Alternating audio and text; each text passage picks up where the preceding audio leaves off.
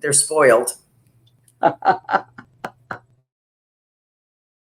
Goldylocks Productions broadcasts universal cosmic frequencies that unlock, awaken, and expand the consciousness of our worldwide viewers and listeners. Welcome, ladies and gentlemen. Enjoy the Goldylocks Productions presentation of the In the Psychic Flow Show with Carolan Carey. Hey everyone, good evening. So great to see you all. Thank you for joining us here in the Psychic Flow, where we explore the magical, the mystical, and everything in between. We have a wonderful guest for you this evening that I'm sure you're going to be delighted with. She is a very special person from New Jersey that I met several years ago, and I think set me on this crazy path. Mine didn't take as many twists and turns as hers has. But Janeddardy, Psychic Janeddardy, is with us tonight. She has a wonderful background in everything.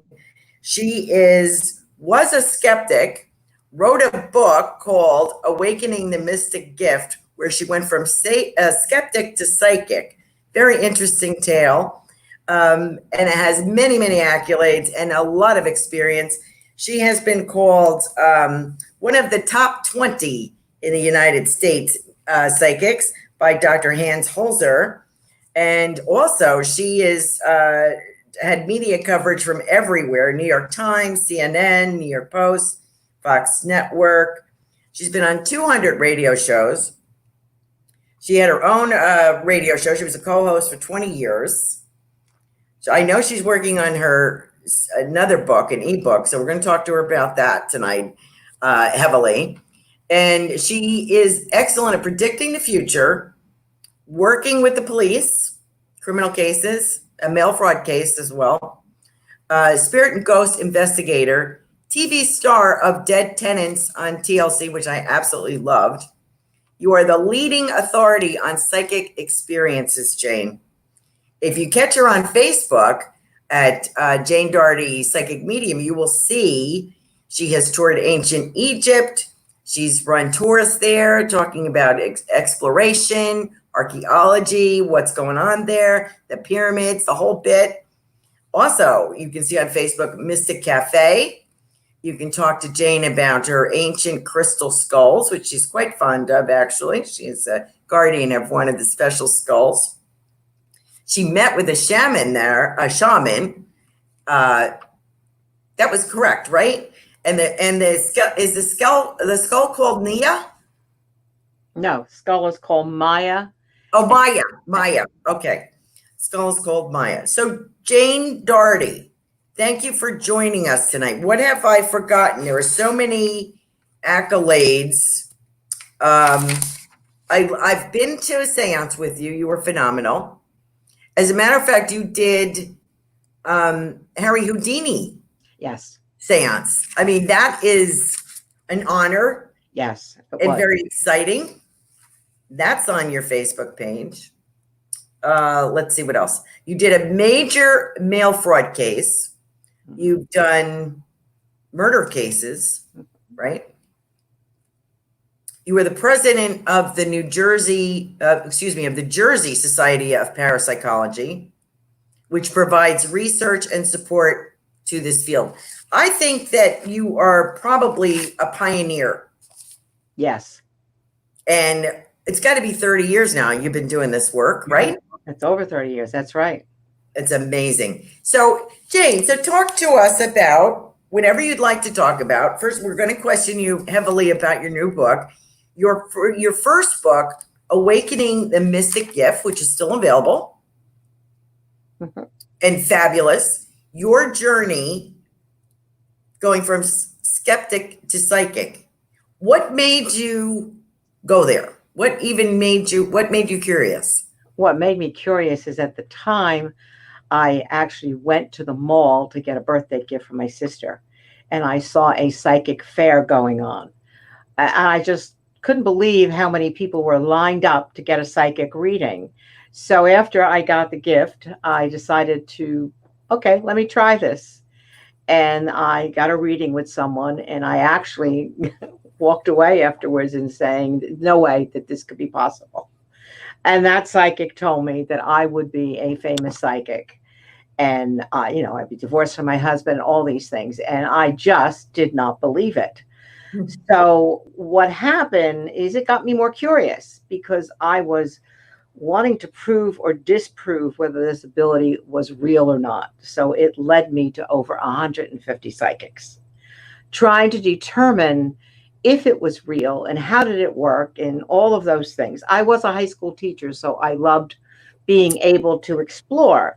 And so I just got hooked into it that way to find out whether it was real or not. And then once I realized that 150 psychics were basically telling me all the same thing, it was the hook to get me, okay, I need to do something about it. So that's when I set out to actually develop the ability. But I did not intend to do readings or seances or anything like that. I simply intended to determine how real it was, how it worked, and then teach others about the ability. But I didn't intend to do the actual work of it. But that's where it led me to a lot of places.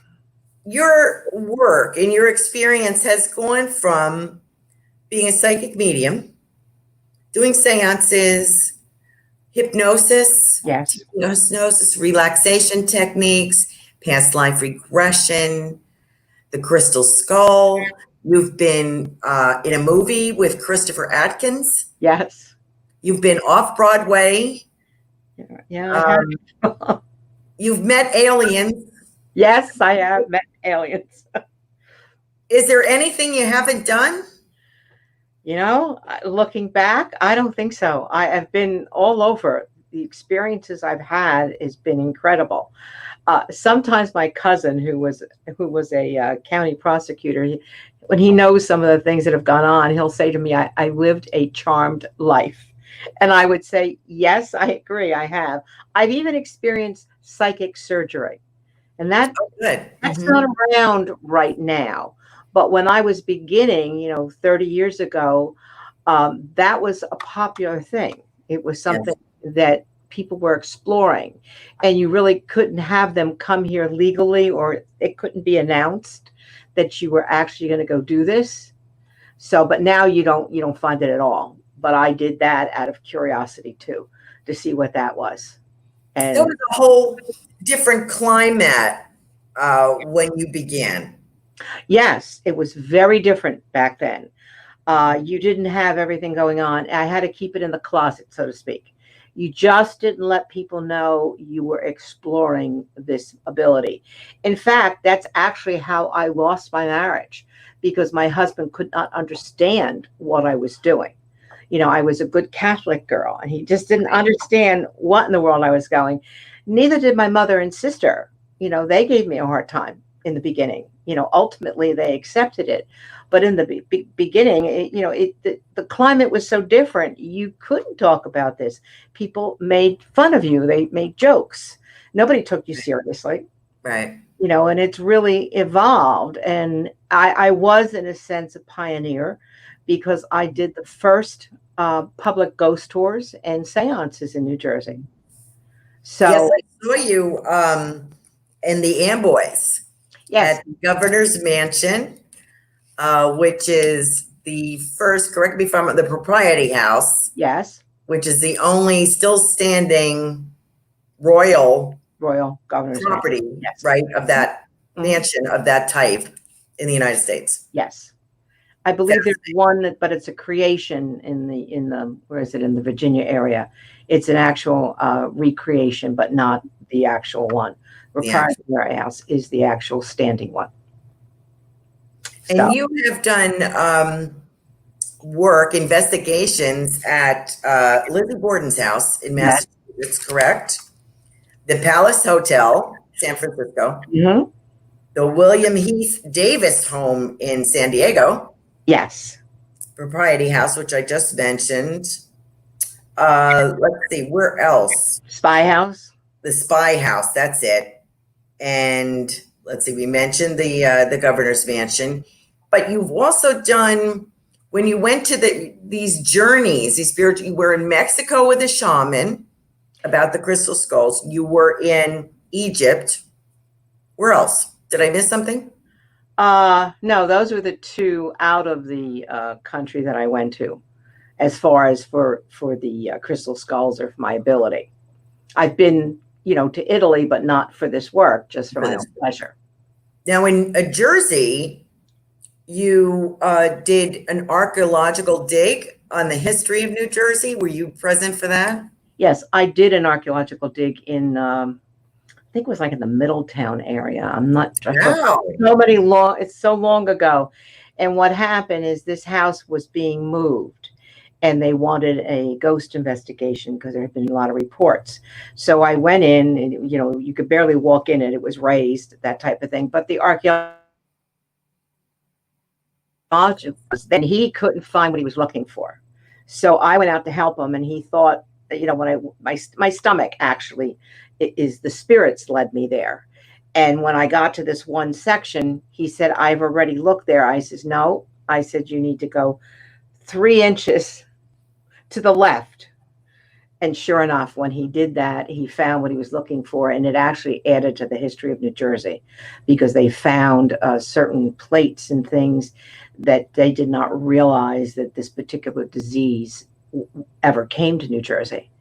And it was something that they did where they actually buried all of the dinnerware together to take care of the virus. So it's interesting, very interesting. Wow. You never know where I'm going to be led to. And that's, I know that's like one of the exciting, fascinating things about this, is because I never know what's coming out at me. And, there's always opportunities for me to do something. And of course, I love ghost investigations. I love being able to solve a problem. Not as much of, like there is today, the ghost hunters going to particular places to have fun. I call it a sport. I did it more when somebody had a problem and they needed help. Then that's when I would go do a ghost investigation to help them get rid of it, or to understand it, or to determine if there's anything negative there, so that they could have peace with it. The Lizzie Borden house was something very different for me, because that came as a result of a friend of mine in California who kept telling me I had to go to the Lizzie Borden house. And I thought he was crazy. I didn't even know who Lizzie Borden was. How am I going to find this house? Well, what happened is 2 reporters who had done a story on me 2 or 3 years earlier in Cape May, I decided to contact them just to see if they knew about Lizzie Borden house. And sure enough, they knew, and they had just learned that it was just opened up that summer for a bed and breakfast. Ah, yes, I read that. That's how we went. They went with me, a separate car, and my son and I went. He came to take video, and we were locked in for the night, totally locked in. And it was a unique experience, not just because of the ghost, but because of the people with me. The reporters got so frightened that they woke me up to go to the bathroom, and I had to go in the bathroom with them. Fortunately, they were female reporters. Oh, yeah. And because they got so frightened, because what had happened is I lied on the bed that was Andrew Borden's in that bedroom. And there was something in the corner that was always standing, but would have activity around it. And what happened is the bed started to shake. And they, like about 5 or 6 people came around me, and they were actually holding the bed to stop it from shaking. And then what happened is I was starting to levitate. That just freaked the hell out of them. That was like, oh my God. I slept in the bed during the night. I slept in the room, next to me, but nobody else slept in beds. They decided they were all going to gather in this room and sleep on the floor because they were so upset. Wow. And also, as they went into that room, what happened is my stomach expanded, so they knew a spirit was around. And then we smelled cigar smoke, like chewing tobacco. It was a smell. And later on, the next morning, we found out that Andrew Borden used to chew tobacco. And when he was found dead, he was also found with the chewing tobacco in his pocket. So, and then that's when they would not sleep, the rest of the night. And then I was a bad girl because not a bad girl. I scared the another reporter. He was a radio DJ. And he was a skeptic, and he was teasing and mocking. And during the seance, his mother came through. And I had to ask him if he's gotten rid of the truck yet. And his eyes, he got scared because his mother, he promised his mother that he would get rid of the pickup truck that was like falling apart. And he hadn't done it yet. He was still driving it. So his mother was mad. So that was one thing. And then about 3 or 4 in the morning, I got this urge to go down in the basement. Well, of course, they all came down there with me. They weren't going to stay alone upstairs. And now remind you, this radio producer was mocking me the whole time that I was there. No. Okay? Teasing, everything. So what happened is, again, I located a spirit. I had the physical reaction to it. And then as I went to stand in front of him, and my stomach, again, was expanded, so a spirit was around, he went to take a picture. And all the batteries went dead. And then he knew what that meant. He started to cry. He was hysterical because he got so scared. Never That's funny. It's funny, though. There's something about you. You have a characteristic, which I assume you did not have before you developed your skills as a psychic. Part of your anatomy, your physicality, reacts to spirit. Did you want to tell our listeners Yes. and our viewers that? I have a very crazy physical reaction. When I am near spirit, my stomach will expand anywhere from 3.5 to 5 inches. And that was measured by the Philadelphia Inquirer. Also in the TV show, they would measure this. And that's the way it's been. It started around 1988. I think it was, and it's been that way ever since. If I locate a spirit, I locate it first with a physical reaction, a gut reaction, but my body actually will physically extend. I can't give you any explanation for it, except that when I began doing this work, I'm very, very sensitive as a person. So in order for me to read a person, I take their energy and I bring it to me. Is what I do. And then I'll close my eyes and it'll, form images in my mind. So when I did the investigation, I felt that I'm just so sensitive that that's how I react. I have since learned that England has done research and they feel that our stomach actually has a brain in it. So that may be why instead of here, there's also one here. And then that's what my stomach is reacting to.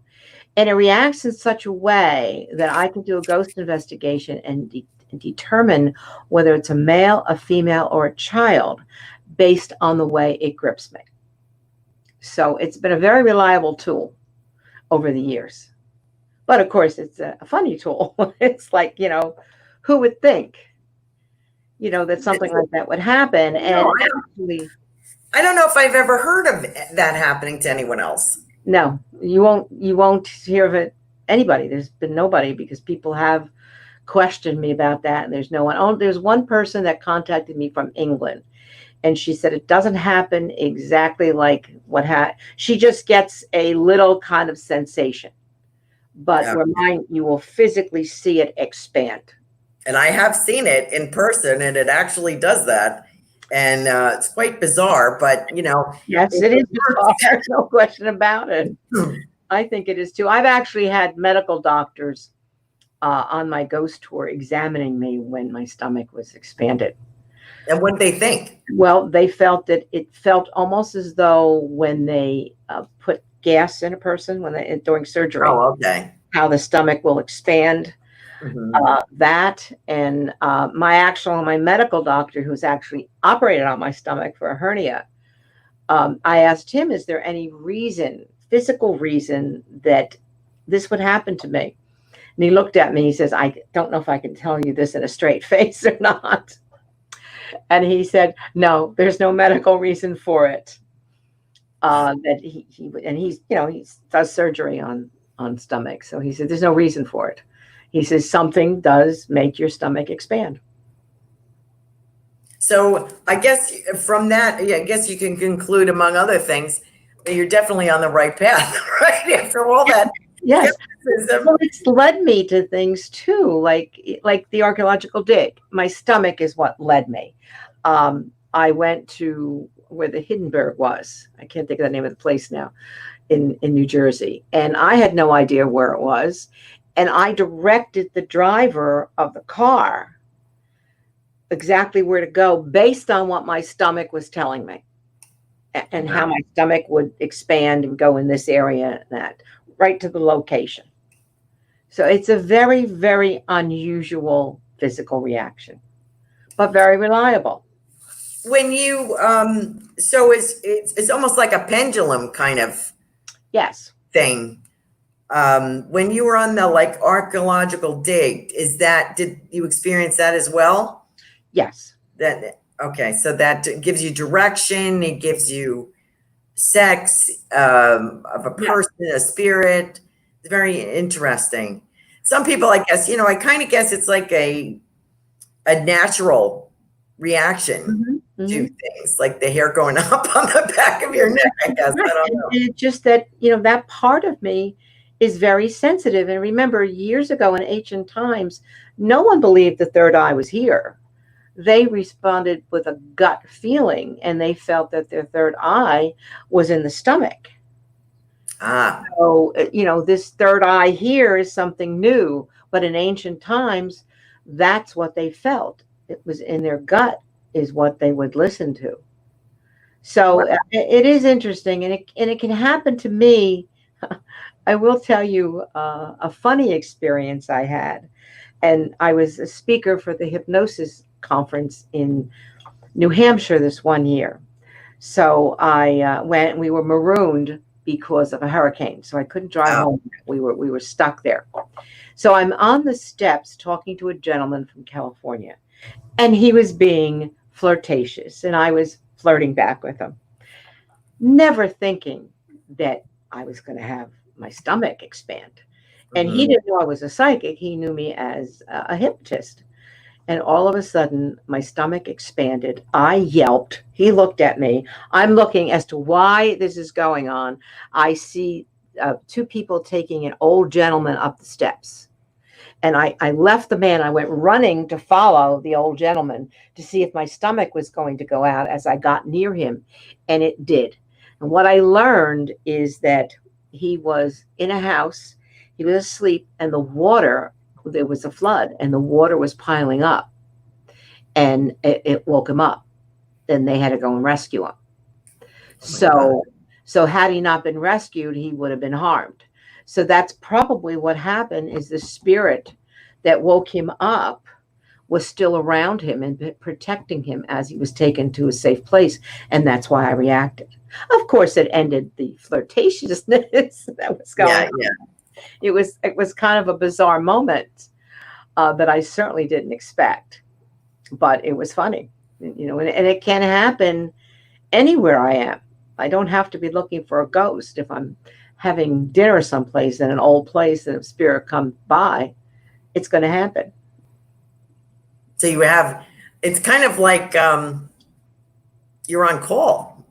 Yes, in a way, yes. Very much so. That's got to be a little annoying at times, I would imagine. I mean, there's no... It's painful. It's not that it's not painful. You do feel it. Because it grips you from low, and it's almost like you're in a contraction, like you're having a baby. And not quite the same, but it's similar to what it feels like as it starts to expand. And then it's sometimes for me to be able to talk, I have to walk out I where the spirit is right there.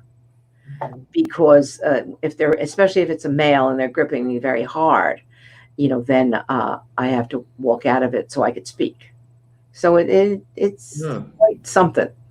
So I'm going to encourage our viewers and listeners, if you have a question for Jane regarding her career and how she developed and the things that she does, please type them in the comments over there.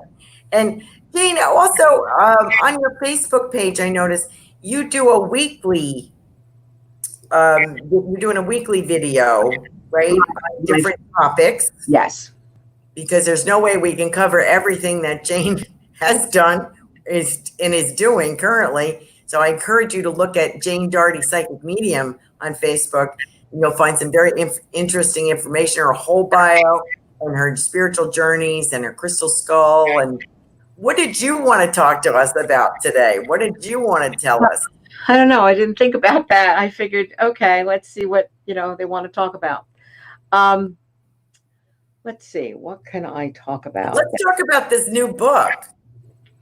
Okay, this is a book on intuition. It is taken from a different angle rather than, okay, here's how you develop your intuition. I'm taking it from a different angle and creating the 5 or 6 top mistakes we make that block intuition. So it's from a different angle is what I'm doing. And I'm almost done. It's probably going to be about 75 pages long. So it's a long ebook, to say the least. And there will be exercises in it. And there is, I find that people, even psychics, make a mistake because they'll say intuition and psychic ability is the same. And it's not. It's totally different. Intuition is really what you receive for guidance for yourself. Psychic ability is when you can take intuition and bring it to another level and to be able to then focus and receive information on someone else and be able to predict. You can maybe, if you have a very highly advanced level of intuition, you could go into a haunted place and you might be able to sense a spirit, but you're not going to be able to say who it is, why it's there. That is in the psychic realm. But a lot of people make a mistake and they think they're the same and they're not. So the book is different in that respect. And there are exercises in it. That's going to be very helpful. That's a very good thing. I can't wait to read that. That sounds very interesting because there isn't a lot of. I'm sure you're going to agree with me. It depends on. You can tell where people were trained. Yes. If they took any training at all. What do you think about that? What's your take on that? Well, what I find today, which is so different than when I began, it's okay, here's a quick course and now you're psychic. Yeah. And what I don't like is that people are teaching straight mediumship right from the beginning. And I find that not to be good because you're teaching a person to make contact with spirit. And that's fine, except that they do not have the experience to discern enough. You're going to get into trouble down the road, or you could when you take it from that angle only, because you haven't had the experience and enough of a knowledge to be able to tell. You're not going to be able to tell if you're tapping into a negative spirit or is it the dark force when you go that way. But when it's rounded, like I teach psychic development, but we got to do it in stages. Right. We'll not teach mediumship until you've gone through all the understanding and the basics of being psychic and predicting the future. So you understand everything. That to me is extremely important. That's a full metaphysical education. That's really it, which leads you to other things. I mean, you have to me, that's the basic. Yes, it is. You can't expect, but and what I'm talking about, yes, you can teach yourself how to read the tarot and regular cards or things like that. What I'm talking about is the clairvoyance, the ability to receive images or to hear things or to sense things that are predictive, and then also in contacting the spirit world. It's very different. Anybody can teach themselves cards. Anybody can be psychic. And I'm not bashing the cards, not at all, because it's a tool. It's a tool. If they're using it as a tool to get into their psychic ability, clairvoyantly, then it's valid. But if they're just doing a straight reading based on the cards, well, you can shuffle those cards, throw them out again, and have an exactly different meaning. So there is a difference. But, I'm talking about the clairvoyance and being able to receive images of the future. So when you began your psychic exploration and learning about this, were you seeing dead people right away? Were you seeing? No, Oh, no, mhm. no. I started from the predictive angle. Is Okay. I went that way first, and it was just to be able to predict or just to see what I'm doing. And the mediumship came after, when I was doing the ghost tours at the spy house, because people started asking me, please do a seance. And that's how I started. But it was not, I did not go into this first at all. And I'm glad, because you don't have the knowledge to be able to know what's coming out at you. And Because you're right. It's people don't understand. It's not just, it's any spirits. You know, yeah, you have to have grounding, you have to have protection, you have to have, you know, you may not want to dabble in, I don't dabble that much in the paranormal myself. I stay with people's loved ones. That's my little niche. right. But when you're opening up, you can explain this. You don't know exactly who's out there. No, you don't. You don't know exactly. You know, how do you tell when it's a good spirit or a negative spirit? You have to have experience. You have to know yourself. And you need the experience of anything out there, you know, in the field, so that you're aware of everything psychic. And then you can tell and discern. Oh, I would know right away if there was something dark around me. It just would happen. You know, I would sense it immediately. And then I would know what to do. But without the experiences that I've had, I wouldn't know that. Because that was one of the things that fascinated me back when I was going to psychics. And, you know, they would say what they would say. And then they often would say, I don't know how I got this. You know, I don't know how I got this. And I go to myself, well, how could you do this without knowing how you get it? How are you going to know whether it's a negative or a positive? That always puzzled me. So I went from the point of view of understanding first before opening myself up in that respect. So I'm sorry, my phone went off. I was afraid that was going to happen, that it was going to be my sister in South Carolina, because it seems to be she always does that when I'm doing When you are teaching, to me, so you're teaching, are you teaching online classes, Jane? Well, I'm going to. What I'm doing, just trying to shut this off. Sure. What I'm doing is I'm going to probably start them in September, because I've been so consumed with this writing, which I'm almost done with. I have a whole, I actually had started a psychic development class here. And this was going to be my first group that I would eventually give them a certificate for so many hours of training in psychic development. And it was going to be like 5 or 6 levels of training that was going to be. And then it just got interrupted because of COVID. So what I have to do now is take my material and then try to redo it so that I can format it more to an online classes. So I'm hoping that will go on in September. I'll start and then do that like once a month, you know, all the different levels that I was doing, or how I'm going to try to do that. Okay. And then I'm also going to try doing a virtual seance online. Oh, awesome. So How's that going to work, Jane? How does that work? Well, it's going to be different. It's not going to be, you know, I'm not going to have my stomach go out, but then again, it could. I can't say it won't happen as I'm sitting here looking at a person and calling upon that spirit to come through. You know, I could have a reaction. So you're going to have to do it on like Zoom.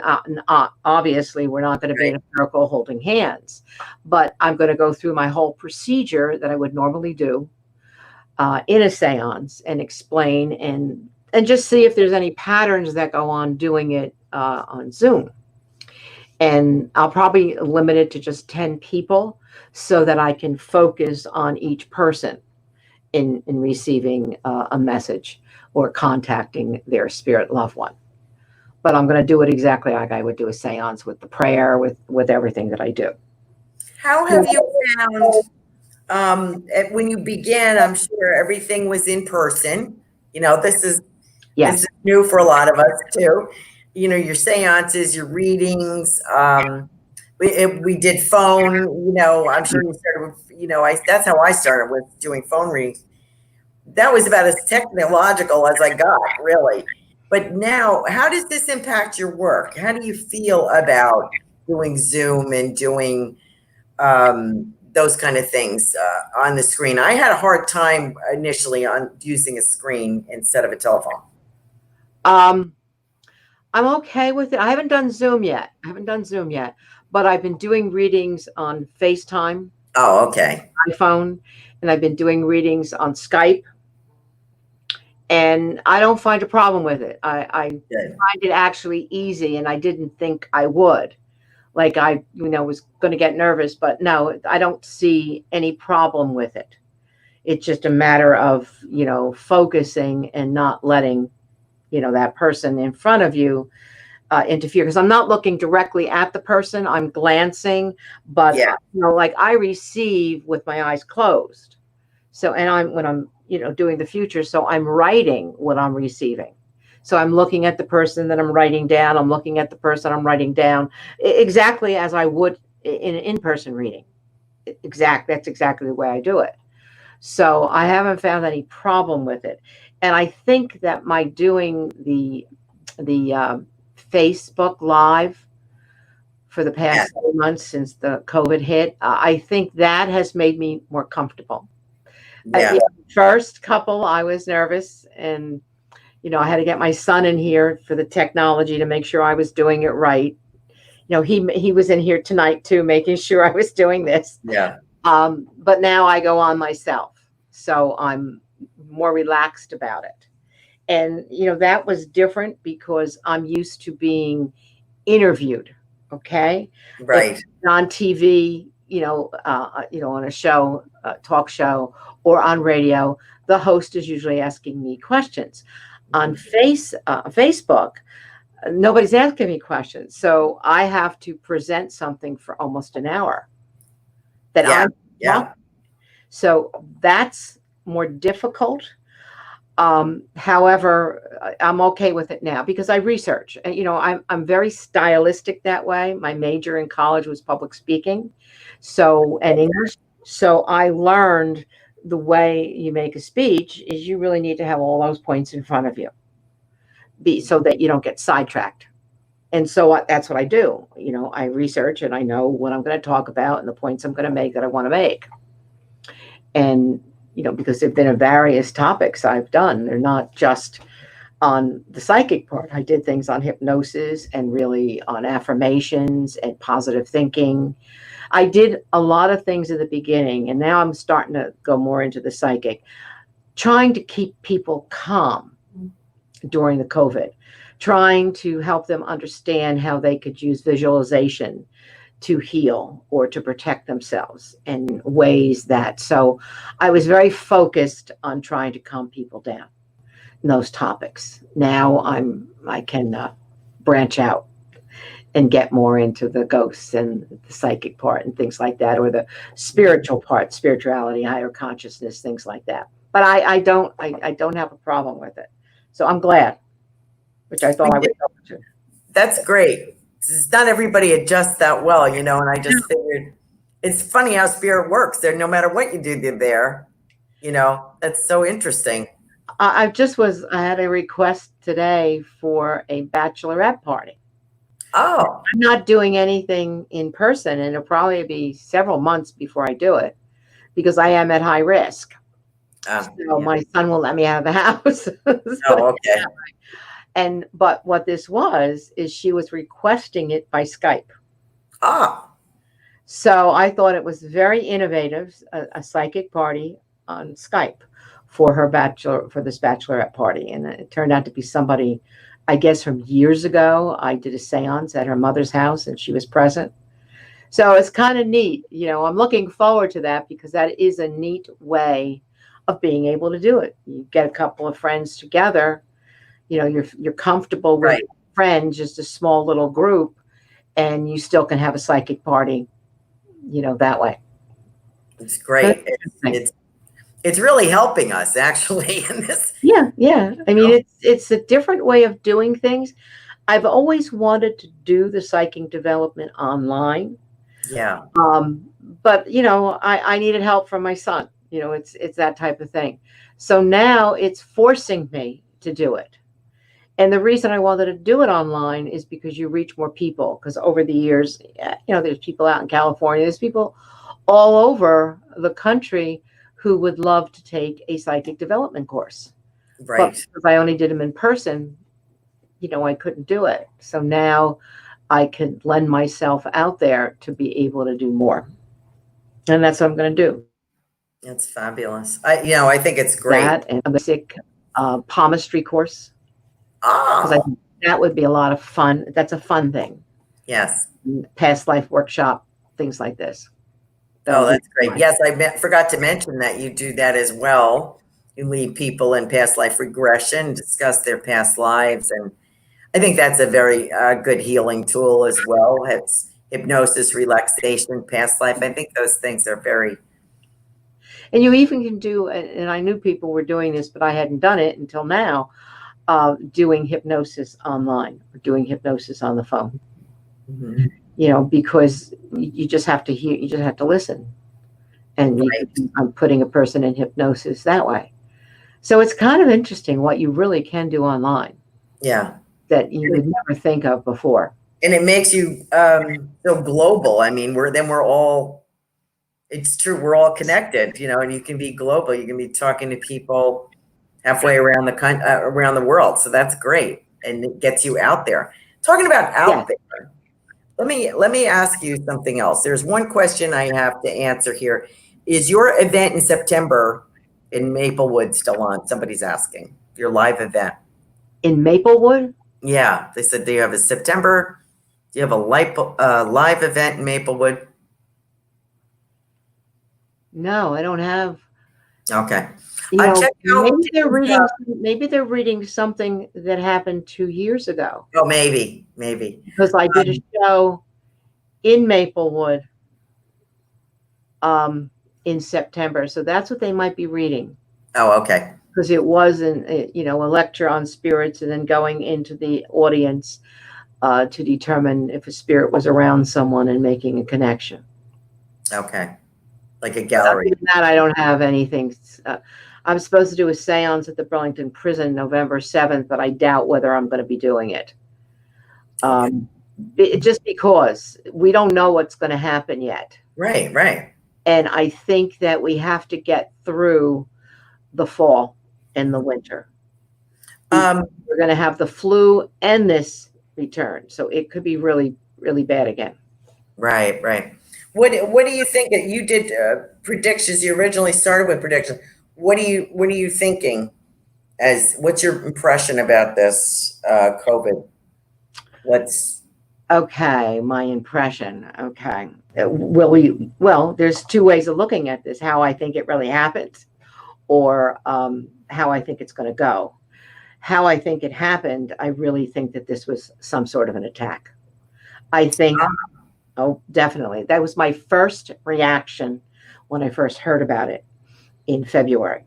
Okay. And I felt that there was a mishap in the laboratory, in the Wuhan laboratory, and that was not told. And then as a result, it was the not telling is where it became more of something that was propagated on purpose to bring us down.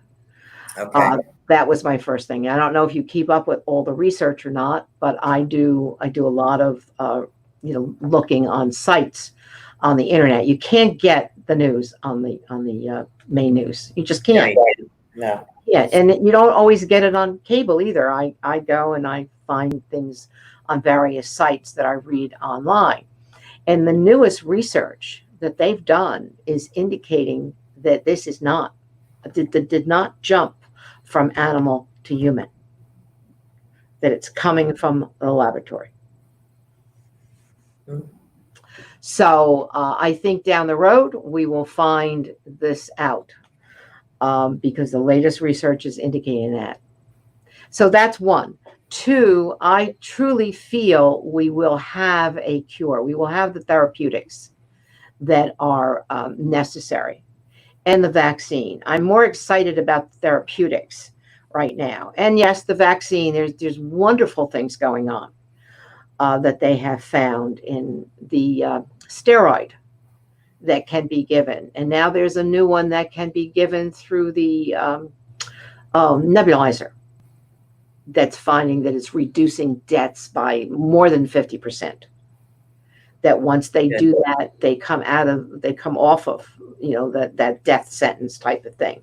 So I'm encouraged. I feel that it's going to be fine.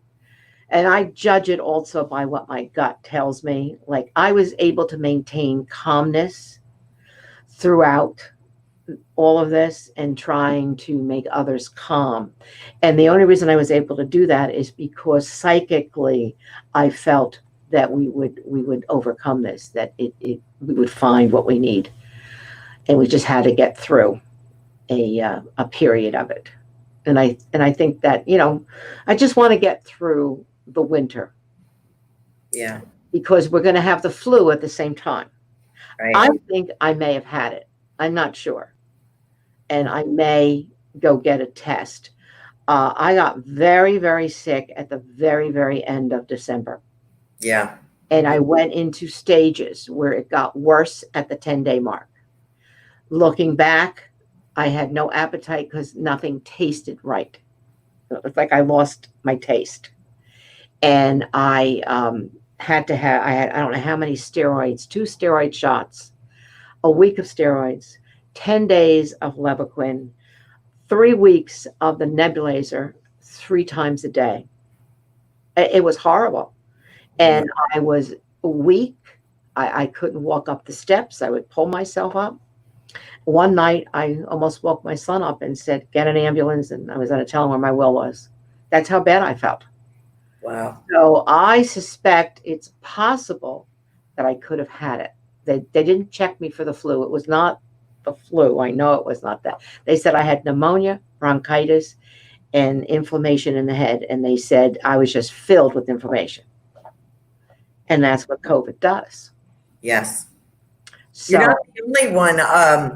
no. I heard a few other people that I believe had it as well. So I think it was in this country before December, like even October, November. Yes, I think so too. I think they just, because they didn't let us know. And because we're such a global country, the whole world, the travel, it brings everything. And I often go to a market here in South Plainfield that's all, Chinese. Oh, okay. Mm-hmm. And it's a very small market, and the aisles are very tiny, and you can't, go through. And I think that's where I may have picked it up. Because, they come and go. They go to the country, they come back. Right. That type of thing. So, yes. But we'll get through this. It will be okay. What do you think? Do you believe in the theory that the people that have passed from this terrible COVID, would they have made a group contract to do that? I don't believe in that myself, but people ask me this kind of stuff. No, I don't feel that was a group contract to die at that point. Okay. My view has changed. Years ago, when I started really studying reincarnation and karma and things like that, I would have looked at it that way. Mm-hmm. Today, I look at it differently because our bodies are not perfect. And therefore, it is our bodies that can't fight it through whatever, we do in keeping our bodies healthy. So I cannot feel that this comes from, a karmic situation or a contract that they elected to do that. I think it was just a unlucky situation for people, to be there. And I think what this has done is brought attention. I always look at what can we learn from what's going on? And I think what it's done is brought attention to our health and ways to become healthy and to think more about this in warding off diseases, because we can if we do, healthy things. Unfortunately, our medical society, they don't teach us nutrition. We didn't learn nutrition. Little bits of it, but we don't know what we know now. And your regular medical doctors, don't know it either. But it's just like I almost died twice because of loss of blood. And it doesn't come out of me. It gets absorbed by the body. And my blood count went down to 5.3, I think it was 5.6, which is almost flatlining. And I didn't know it. So what happened, and then it happened again, like 18 months later. And what I uncovered is that your anti-acid drugs, which I was taking Zantac 24 hours a day because it was a prescription for GERD. And what I have found, and I first learned it reading through some medical things that I get, and then approached my doctor, and she said they had just discovered that because she was in the research in the hospital at Robert Wood, that what happens is your body, your marrow makes the blood and the blood cells, but your stomach is what carries it into the bloodstream, and it needs acid to carry it into the bloodstream. So I was completely without acid in my stomach for about 5-6 years. And that's, what caused it. And it caused like a pinhole leak somewhere in my body. So, whenever I hear of someone being anemic, I ask them, are you taking antacids? And they'll say, yeah. Okay, let me tell you this. It's, so we're not taught these things. We don't know. We're given the pill, this is the answer. And then it does something else. Who would think it would do that? Zantac, over the counter. So that's what I feel. That it's, so we're going to start paying attention more to our health. Especially after this, when all the instructions and the discussion of COVID, nobody knew mask, no mask, did this. They didn't even know how we got it. Or you really have to take your own health, be personally responsible. Yes. And I think this is what people are going to do now. They're going to, I know I am, I'm reading everything. I'm trying to lose weight. I'm, all of these things, because it made me aware of how bad it can be. And we can do something about it. That's the thing. We really can. Mm-hmm. So I think that's the silver lining to this. And the other silver lining I feel is that they're going to find, as a result of all this intensity for a vaccine and everything, they're going to find cancer cures. This is what's going to come out of it. So that's the silver lining. Please check out Jane Doherty's Facebook page, Jane Doherty, Psychic Medium on Facebook. She has a lot of interesting information on there. And I think that's where you're going to be streaming your shows when you get back to that. So please check that out, because you cover many, many topics on there. Very interesting, very well. You also work with New Jersey Paranormal. Yes, I do. Society. So I've seen that. I've caught that show a few times. That's interesting too. Is your favorite thing above everything the crystal skull, Jane? Is that your favorite? No, crystals, they just happen to be ancient. When I got them, didn't know it. And I use them in my readings. So the other aspect of it came later. It's very fascinating in the things I've done with it, even been in a cave in Mexico, a special cave with the skull, and having light come down. So there's a lot of things have gone on, but it's not my absolute favorite thing. I think I like doing the ghost investigations for people. Mm-hmm. Because it's solving a puzzle. I like to solve a puzzle. And of course, your readings, because you are solving things for people. Right. So I enjoy doing that. It makes me feel good to know I'm helping a person. or helping a spirit. That's always been my goal too. So Good point, because I wouldn't say it's a rescue, unless you would call it that. But there's a reason spirits are trapped somewhere or still there. There are many reasons, and that's something to address. That's the next thing I'm going to do. That's actually what I started, was a book on questions and answers to the spirit world. Because there's a lot of knowledge I have from all these years of doing it. So I really wanted to do that because I'm getting older, I will say that. So I don't want to leave this earth before I have certain things done, because I've spent 35 years studying this when nobody else was. And there's a lot of knowledge I want to be able to leave and give to somebody, because then I would feel my life was a waste, because then I did it just for myself, and that's not what I wanted to do. So that will be one of the next things I'll tackle. I had already done a little bit on it, but then I got sidetracked into this. And also, you're leaving a legacy of everything that you've learned. And it was not easy like it is now. You can just jump on the laptop or you can call someone, now there's societies and people are connected and sharing. At that time, people weren't really, it was limited. The resources were very limited. Very, very limited. You just, there wasn't out there.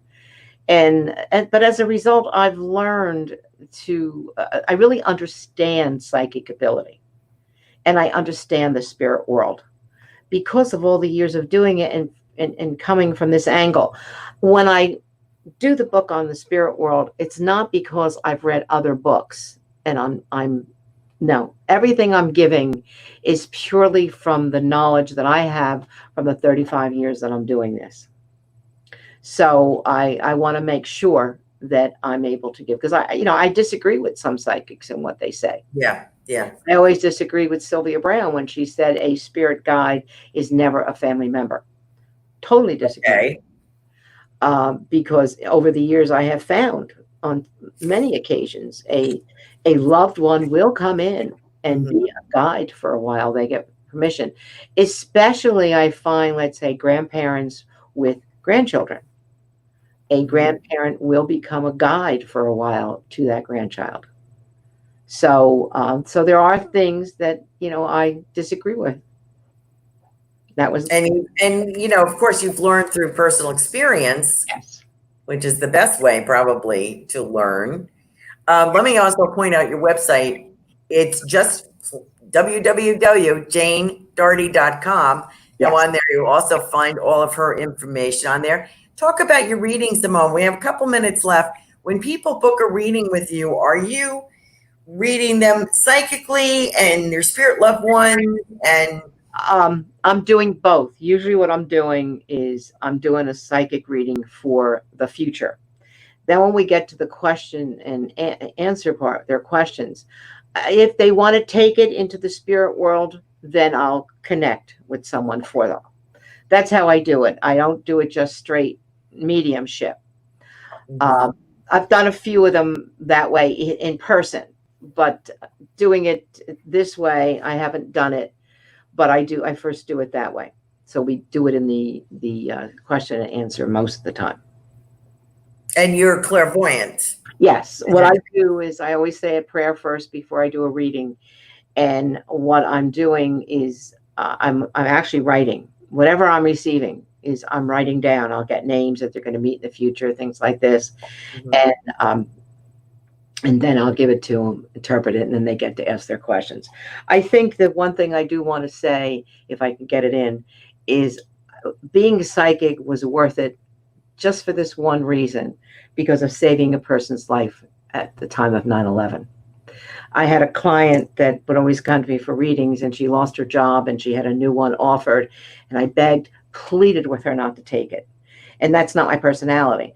And I kept saying, I don't understand what I'm getting, but I see it's either going to collapse physically or financially, and I didn't know which. Day after 9/11, she called me to thank me for saving her life, because the company that she was offered the job with was Cantor Fitzgerald, that she never took. Oh, okay. That's because I begged her not to. Isn't that amazing? Your So- whole life of this could Yes. have been just for that one moment, Yes. one yes, life. So Yes, God bless you, Jane. exactly. Absolutely. That's Absolutely. amazing. Well, Jane, I want to thank you for being with us. It has been an honor just to chat with you again, and I hope it won't be so many years. I hope you'll come back. Oh, absolutely. Whatever. Lots of blessings and health, and I can't wait for this new book. Okay. Can't wait. Great. Thank you so much. Thank are you, everyone. Thank you, everybody, for joining us. Come back next week. Mr. Mark Anthony, the psychic lawyer, will be joining us on In the Psychic Flow. Goodbye for now. Have a good night. Bye-bye.